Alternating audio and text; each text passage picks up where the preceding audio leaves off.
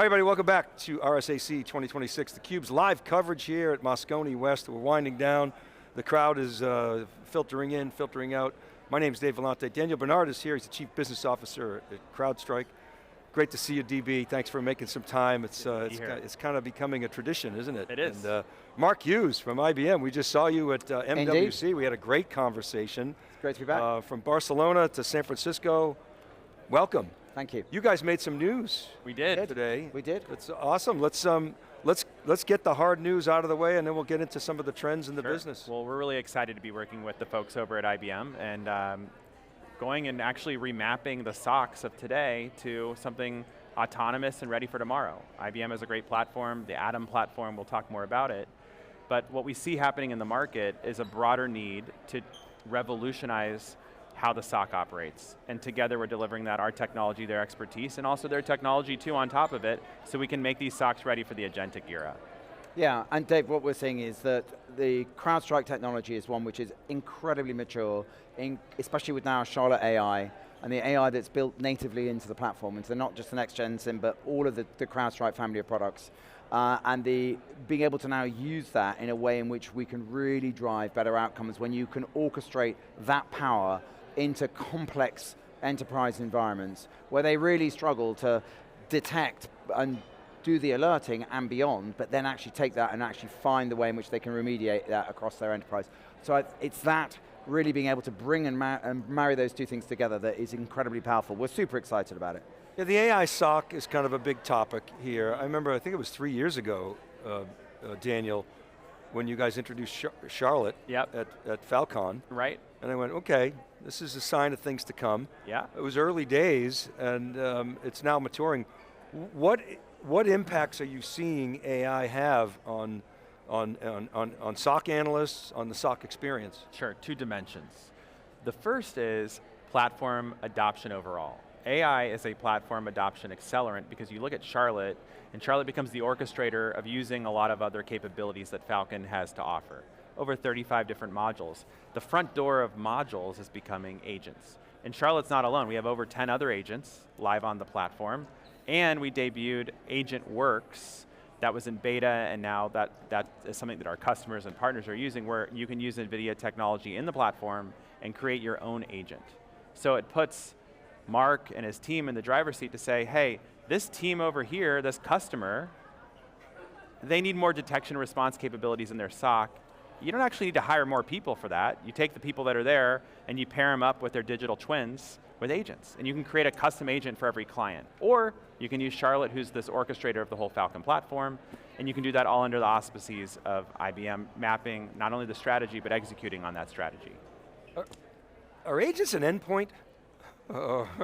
Well, it's interesting that you asked that, because every agent needs protection. Right. So if you look at our TAM, it's just growing exponentially right now because there's all this new, it's not like we got to go to an agent and say, stop using your legacy security technology, put this new technology. It's all green space. It's all a big opportunity.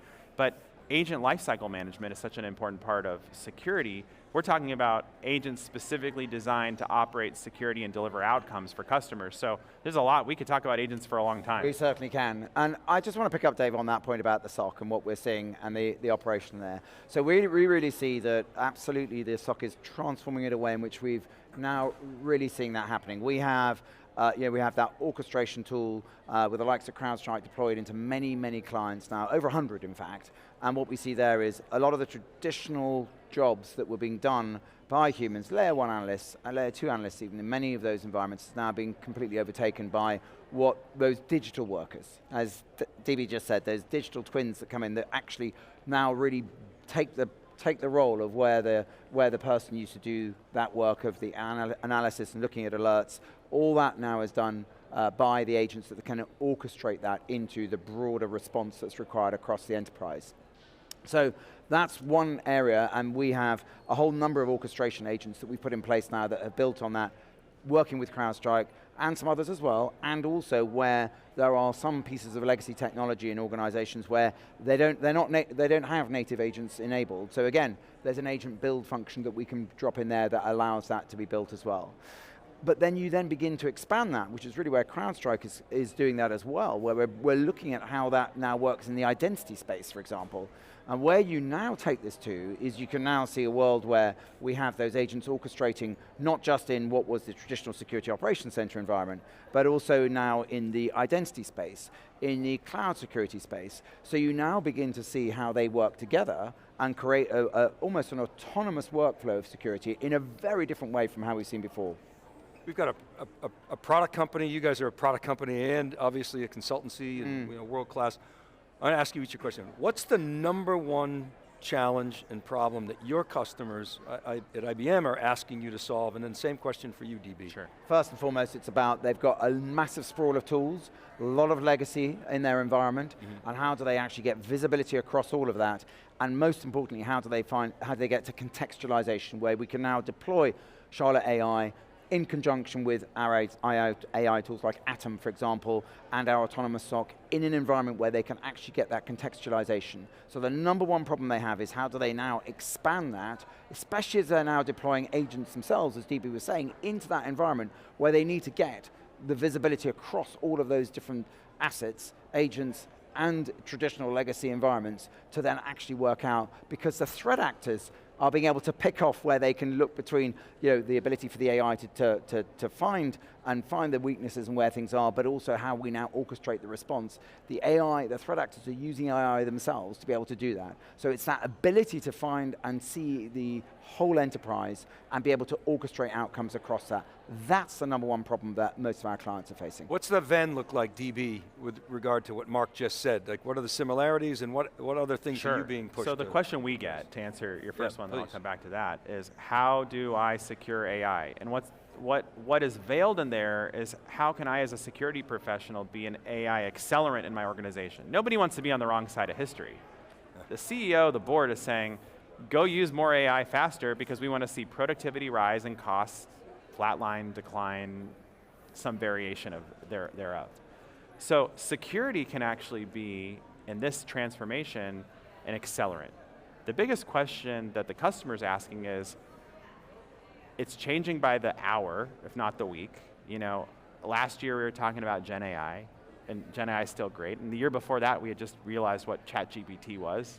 What's an LLM? That was, and now we're talking about OpenClaw, Claude Code, NemoClaw, and what's so exciting is now we're actually getting to agentic outcomes, really for the first time, where you can say, I have an idea, and it'll turn your idea into an outcome. Like before it was like a better version of a search engine. Now it's like, I have an idea and it can build something around it, and it can iterate on it. But the security around that whole process is still not understood. And that's where we get into everything Mark talked about, which is, how do I rethink my entire security stack, my people, my process, my technology, to be ready for the next decade in cybersecurity? And that's where, by the way, most companies, they don't know what to do, where to start. It's like, how do you untie this thing? That's where IBM comes into play. Not only will they help do it, they'll write the strategy, they'll operate it, they'll be the guide and give industry benchmarks on what they need to do, present that lower total cost of ownership, and use the best of breed technologies to bring it to bear, which is how and why we work together in such a complementary way. So, Mark, security, compliance, governance, the nirvana has always been to make those an accelerant. Are we finally at a point, I mean, you're still seeing a lot of shadow AI, which is scaring a lot of people. So something bad is going to happen there.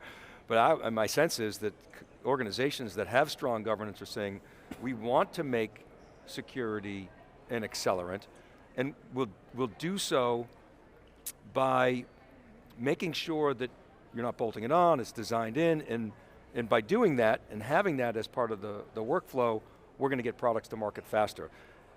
Is that a pipe dream by me, or is it actually happening? No, that's actually now happening. And I really do see that happening, as long as clients and large enterprises can really embrace not just the underlying technology, for example, from Crowdstrike and others, which they may already have in their environment, but they can then bring orchestrate that with agents to now reimagine a lot of the workflows that they've traditionally been operating at. Because the thing is, that is now all too slow, not just to deal with some of the threats they have, but also to deal with the pace of introduction of some of the agents and AI that they want to do to improve their business processes. So think about the fact that the traditional life cycle of developing new software, deploying it into an organization, of testing it, and of bringing that into prod. All of those things now, we have developed agents in IBM that can do that job, and do that job with guardrails, and with blueprints, for example, of the right levels of access that can then obviously then monitor what levels of access they have. And as DB was saying earlier on, all of that learning that those agents are doing as well is constantly changing that. So we're now in a situation where, get that right, then that massively accelerates what organizations can do. And I do see that those organizations that haven't got that thinking right, with the right tools in place to be able to do that, are going to be held back. But I can definitely tell you that those that have got that right, have thought that through, have deployed the tools in the right way, are now absolutely in a position where they can make that life cycle much more effective for them to deploy their game-changing AI that benefits their clients, changes their workflow, increases their profit and their top line, by really making sure that they can bring that in quickly. And does that start with a sort of a culture of governance? And DB, I'm wondering if when you see a culture of governance, can you actually make security an accelerant? And is it very difficult to do when there's not a culture of governance? Well, organizations fall into one of two buckets today. People are saying, go adopt everything, or people saying, don't adopt anything. And the reality is, you kind of need to be more the first, but you need to do it the right way. I mean, you don't want to be a Luddite. You don't want to be on the wrong side of history. You're going to be out of business. You're going to be out of business. Like, every business is going to be an AI business. It's going to be powered by, using with, but the first part is we need to set the search party free to see where the hell the AI is in the company. Like, people are bringing things to work. It's the wild west of AI. And here's one observation. I want, you feel free to comment on. What I've noticed so far is you look at people that are using AI tools. It's an amplification factor. Here's what it is. People that are using AI that are smart and productive are now like 10 to 100 times more productive and smart. An inquisitive, smart person is going to know how to prompt, is going to be inquisitive and use the technologies, and theoretically use them in the right way. But then there's a whole other set of people, the idiots. The people that are bad are now 10 times worse than they were before, because they're using AI too, and the AI slop bucket is overfilling with junk. It's like, wait, this guy or gal doesn't know what he's doing, or what she's doing, and all of a sudden, I got 10 times more emails from this person, and they're still bad. So I think right now we're seeing the productivity gains, but it's also this interesting adolescence period of people are using and tinkering with AI, but we don't know where it is, we don't know who's using it, we don't know what tools are being used, and there's no real governance standards yet to even do the governance correctly. So that's kind of like where the market is today. It's like, what the heck is going on in the digital Wild West of AI? Yeah. Somebody wrote a blog, don't let AI make you dumber. Yeah, that's a good point, Dave. And so being able to orchestrate that with the right guardrails, and here at IBM we developed a bunch of tools natively like Watson.x governance that actually creates the blueprints and says that, you can bring this stuff in, you can bring it in quickly, and get it into production, get it into your environment in a safe way, but having those guardrails around it, and so that you can really understand the various factors that need to be put in place for that to happen, is absolutely essential, which really is the big unlock, which turns it from just random adoption, productivity gains, absolutely, but the real power that we see in enterprises is where they're designing AI to reimagine their business processes, which fundamentally changes how they serve their customers, serve their markets, and that's where you've got this sort of almost dichotomy of productivity tooling, which is very good, but you've also got that underlying enterprise adoption, which is becoming much more prevalent now, and that's where we see the big shift, and that's where there's real opportunity to make sure that that becomes the way in which you accelerate that. I want to circle back, Daniel, to your two buckets. I like how you make things really easy to understand, and you're right, you've got the Luddites and you've got the people who are leaning in, and you want to be in that category. I like to, John Furrier loves to invoke Andy Grove, let chaos reign and then reign the chaos in. Yes. So I want to be in that category. However, I'm nervous about it. So can you give me a sandbox? When we first started on this recent AI journey, it was, okay, we get 1 million ideas for use cases, let's prioritize them and let's focus on the ones that are going to make a big difference. I feel like we're back in that cycle again, Now with everybody playing with OpenClaw Right. and Yeah. Perplexity Computer, we're dramatically opening up the reservoir of people who can really get interesting things done with AI. But I'm nervous, and I want to give them a sandbox to play with that we can then reprioritize. How do I do that? Well, you start with basically data sits underneath it all. So we've got to get busy on data, and we've got to understand what we're ingesting and pulling into models and what we're using in the enterprise in a way in which perhaps we haven't really had to think about that hard for some time yet. And of course, then identity plays a huge thing. Each of the agents have identities, they have privileges. You want them to start working together in an agentic way, which we have now in IBM across not just the security space, but in many other areas as well. And then you want them to start determining how they work together as well. So all of those things are not new to us, right? We know how to do those things, but we now just have to do that in a much faster, much more focused way. And of course, we're using AI to do that. So we can get AI to create those blueprints, to create those deterministic, effectively, identities, and how that they should behave, and when they're out of band in terms of their behavior. And a lot of that comes from the wealth of expertise we have here at the show to be able to now incorporate that in so that we can really orchestrate that into the workflows that are appropriate, so make sure that we have the right guardrails in place. And that is the way in which you need to go about it. A lot of stuff that we know quite a bit about already, so let's not get too out there to say it's all brand new, because it isn't. A lot of it we know quite a bit about already. Yeah. Correct. I mean, this is fundamentally a detection and response problem, all over again. It's just a whole new attack surface. So you need to be able to see what the heck is going on, govern it, and respond. And if you can do that at a much faster speed than you were able to before, because agents can proliferate and pop up and be created instantly, they can also be rather ephemeral, like in the good old days of VMware, where we used to see each other and talk there, like, spin up an instance. Like, it's a new world. And in this world, you can spin up a digital workforce, a digital security team. It's overnight. Indeed. And you can shut it down in an instant too, but you need to have the button. You need to know what's going on. You need to have a human somewhere in the loop so that it can be governed appropriately. And you need to have a fail-safe switch to be able to shut all this stuff down. And I think if you have those things, you can at least put your head on the pillow at night and know that, okay, these are the fundamentals to start really seeing the outcomes in a way that is secure. So, Mark, you and I talked about this, I think, in Barcelona, and Daniel, based on what you just said, I think it's relevant because there were a lot of people early on in this journey that were thinking, wow, we've really got to get our data act in order before we do anything with AI. And rather you want to get your data infrastructure, your ability to observe what's happening, and then go for it. Then let AI help cleanse the data. Absolutely. Get on that curve. Yeah. Because as Jassy says, there's no compression algorithm for experience. Yeah. Right. You want that experience because your competitors are on that curve. Is that what you're seeing now? But that's the learning? Or? The learning is also manifesting in the form of people's use of new technologies for the first time. So the learning is, you might be multi-model from an LLM perspective.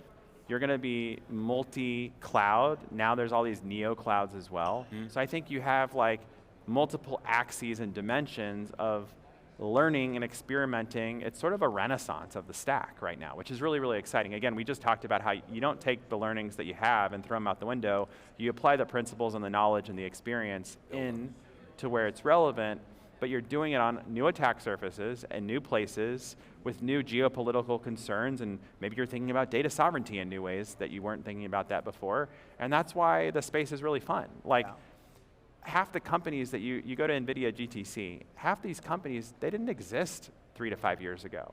And they're not just going and closing anecdotal little deals. They're closing multi-billion-dollar deals. People are doing inference there. There's a whole new subset of chips that are coming out. There's these AI factories that are being built. It's a whole new world, and that's where the experience matters in the past, but getting the game time film on these different technologies in these different places is super critical to being effective. Well, and this is where security is so important, because you mentioned GTC. The most important chart that Jensen threw up in his keynote was that XY axis and the Paretos of all the the future systems that are coming out. But on the horizontal axis was the new business model. Yeah. So the vertical axis was training, and your hyperscaler, great. You get a new set of chips, and it's going to be cheaper to train. Wonderful. You'll eventually get your CapEx return. That horizontal axis was the most interesting. That's the inference axis. That's the customer experience axis. It was the freemium model. and then the lightweight, 20 bucks a month, $200 a month, and then really heavy, expensive, but worth it on the right-hand side. Exactly. And that's a new revenue model that security enables. Without security, you're not going to be able to. You're not going to be able to unlock that. And you're going to be tapping intelligence through that AI factory, through APIs, accessing tokens in the form of intelligence, and that's going to be your new business model. Exactly, and what we see there is just the complete reimagining of a lot of the workflows. I've been speaking with a lot of clients recently where we're orchestrating the various AI that we have now in the security space, and they're saying to me, well, where is this part of the process? And I'm saying, that doesn't exist anymore because the agents are now doing that job. It's not replicating what we've done in the past. We have to reimagine that. And it's that unlock that we're now seeing happening in many organizations. As DB just said, you can spin up security processes autonomously with agents managing that. We are reimagining really how all of that actually works and happens. So we see at IBM now we talk about the autonomous security program. So the idea that be it identity, be it in the SOC or be it in other areas, that we can orchestrate all of those things together to provide the outcomes that are going to be appropriate for the organization. Very different from what we have today and what we've had for the last few years. Really exciting. Still bounded on the same principles and founded on the same principles we've been working with, but now completely reimagining that workflow in a way in which actually makes it less of a thing, less of a separate thing, but powered by really foundationally strong tools that can actually do that job. Well guys, congratulations on the partnership. DB, you're like the ecosystem alpha. I mean, I've been watching the Crowdstrike network grow and grow and grow, and I know you've been a big part of it, and you got a great team behind you, so thanks you guys for coming in. The Falcon flies all around, and we're so excited for the market to know the great things that we're doing together. Thanks, Stevie. Thanks, Dave. All right, we'll see you tomorrow, and we'll maybe see you tonight. Thanks so much. And thank you for watching. This wraps up day 3 at RSAC 2026. We'll be back tomorrow, first thing, let's see, 9:30 a.m. Pacific time. Dave Vellante for Christophe Bertrand. Watching theCUBE, we'll see you tomorrow.